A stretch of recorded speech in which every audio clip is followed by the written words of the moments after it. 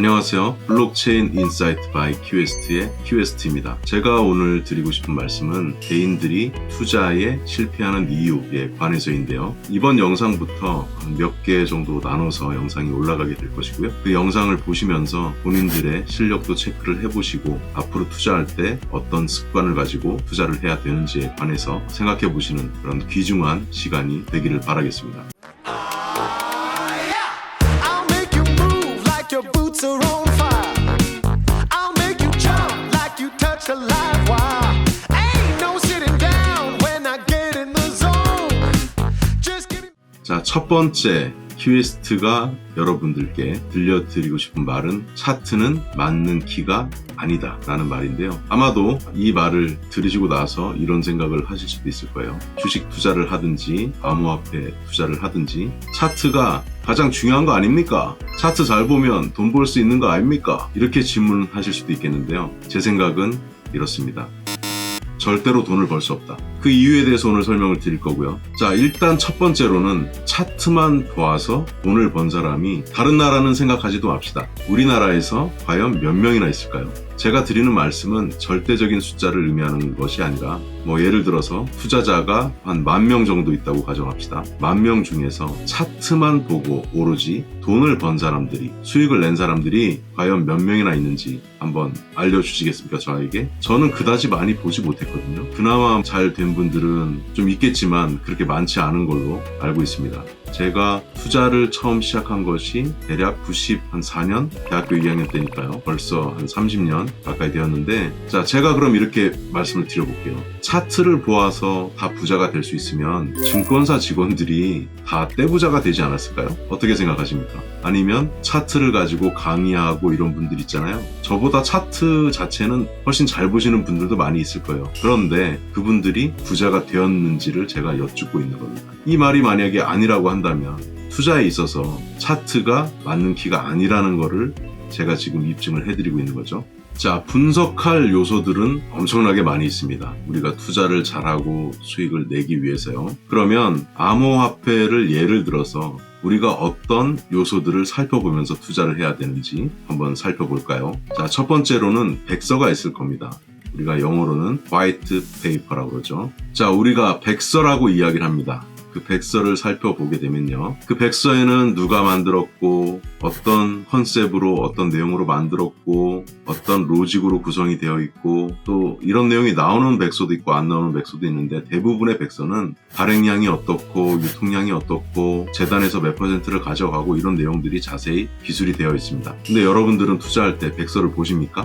대부분의 경우는 100명 중에 제가 봤을 때는 백서를 읽는 사람은 한 명이 안 될 것 같은데요. 백서가 중요하죠. 기본적인 내용이 나와 있거든요. 그런데 백서를 안 본다? 자, 다음 넘어가겠습니다. 그 암호화폐가 다른 비즈니스와 현재 어떤 협업을 하고 있고 제대로 된 협업을 하고 있는지 여러분들은 체크해 보십니까? 대부분 아니라고 답을 하시겠죠? 그 다음에 그 암호화폐 재단 대표가 예를 들어서 미국의 경우에는 CNBC 등 경제TV, 블룸버그도 있고 많이 있죠. 야후TV도 있고, 야후 파이낸스죠. 그 대표가 가끔씩 출연해서 투자자에게 좋은 정보로 뭔가 소통을 하고 있는지 여러분들은 체크하십니까? 그 다음에 외국 암호화폐들은 국내를 물론 포함해서입니다. SNS에 자기네들이 어떤 일을 하고 있는지 좋은 또 뉴스가 있으면 이렇게 공지를 합니다. 그런데 내가 투자하고 있는 어떤 암호화폐가 트위터에 글이 올라온 지가 1년이 넘었다든지 아니면 1년에 올라온 건수가 한 5건 될까 말까 한다든지 그 다음에 올라오긴 올라오는데 이런 경우도 있어요. 제가 예전에 상장 폐지된 종목들도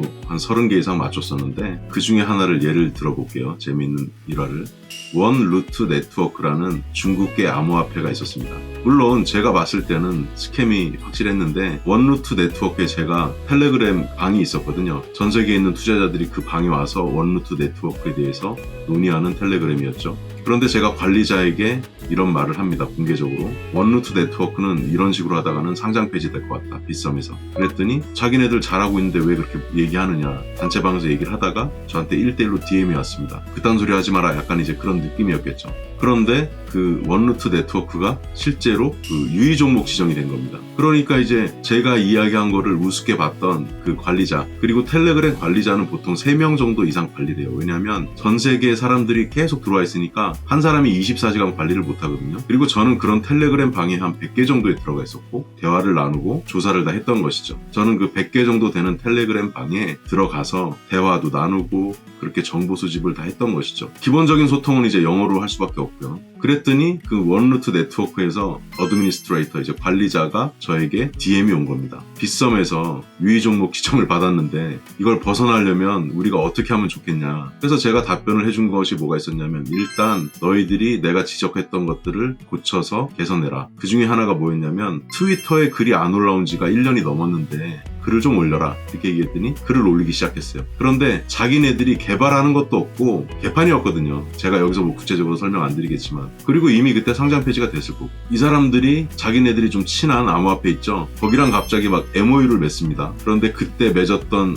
암호화폐 이름이 제가 지금 정확히 기억 안 나는데 한 군데가 오로라였고 한 군데가 또 뭐가 있었어요. 셋이 아삼육이라는 거를 제가 종합적으로 느낄 수 있었거든요. 그래서 사람들에게 이 세 개 코인은 좀 짬짬이가 있는 것 같다. 그랬더니 그것도 제가 예상을 했던 내용이었어요. 왜냐하면 자, 세 군데 암호화폐가 있으면 자기네들끼리 협업을 했다 이렇게 하면 그만이잖아요. 그런데 MOU를 맺는 건 어렵지 않아요. 대표끼리 알면 자, 우리 MOU를 체결해서 사업 양의각서를 체결해서 앞으로 뭐 하겠습니다. 그런데 대부분의 경우는 MOU를 체결하고 나서 아무것도 하질 않는 것이 문제인 거죠. 저는 물론 그런 것까지 다 트래킹해서 봅니다. MOU를 체결한 것만 갖고 믿지 않아요. 그 MOU를 체결을 했고요. 그 다음에는 트위터에다 글을 올려야 되는데 자기네들이 원루트 네트워크에서 글을 올릴 게 없으니까 암호화폐 전반에 대한 소식 같은 걸 올리는 거예요. 그런데 이게 얼마나 웃긴 이야기냐면, 원루트 네트워크가 신문이나 미디어는 아니거든요. 그런데 뭐 비트코인이 어떻네 저떻네 어디서 뉴스를 갖고 와서 일주일에 한 건씩 올리기 시작하더라고요. 그리고 다행히 기타 또 노력들을 통해서 유의 종목에서 벗어났습니다. 자, 그런데 여기서 중요한 포인트 말씀드립니다.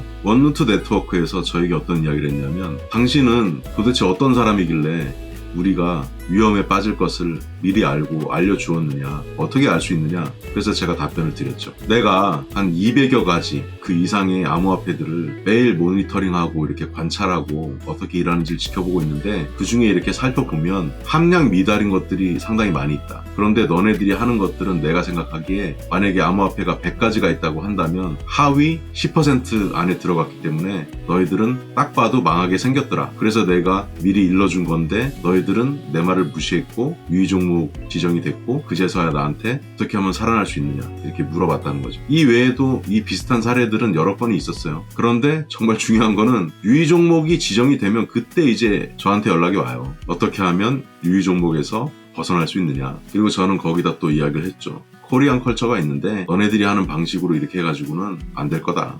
그리고 빗썸에 또 정책이 있으니까 거기에 또 맞춰야 될 거다. 이런 이야기를 해줬죠. 자, 이 이야기가 조금 길어졌지만 제가 이 말씀을 왜 길게 드리느냐 하면, 여러분들은 제가 지금 말씀드린 정도 수준의 그런 돌아가고 있는 상황이라든가 이런 거를 전혀 모르시잖아요. 그런데 그저 차트만 보고 투자를 한다는 거죠. 자, 그리고 또 중요한 이야기 드립니다.